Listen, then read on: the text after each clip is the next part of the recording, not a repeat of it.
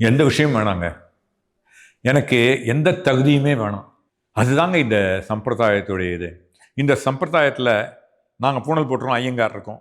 அவங்களுக்கு மட்டும் இந்த சம்பிரதாயம் இல்லை. நாங்கள் சின்னாச்சாரிய சம்பிரதாயம் பாகவதர்கள்னு சொல்கிறோம். பாகவதர்கள்ன்றது மற்ற எல்லாருமே இன்னும் பாகவதத்தை அபச்சாரம் பட்டா ஆச்சாரிய அபச்சாரத்தை விட மோசம்னு சொல்கிறோம். அதனால் உங்களுக்கு ஒன்றுமே வேணாம்.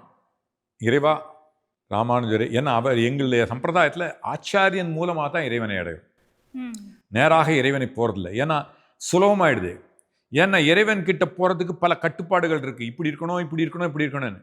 அவர் என்ன சொல்லிட்டாரு, தெரியுது இந்த கலியுகத்தில் இதெல்லாம் கஷ்டம்னு. அவர் என்ன சொல்லிட்டாரு, ராமானுஜர் கை காமிக்கிறவர்கள்லாம் நான் கொடுத்துட்றேன். ராமானுஜருக்கு அந்த வாக்கை கொடுத்துட்டாரு. ராமானுஜர் அவருடைய 74 சிம்மாசனாதிபதி அவர்களை அடைந்து சரணாகதி அடைந்தால் ஒரு பசுவுக்கு, நாய்க்கு, பன்றிக்கு, மரங்களுக்கு கூட பஞ்சசம்ஸ்காரம் பண்ணி நேராக மோட்சம் அடைய முடியும்.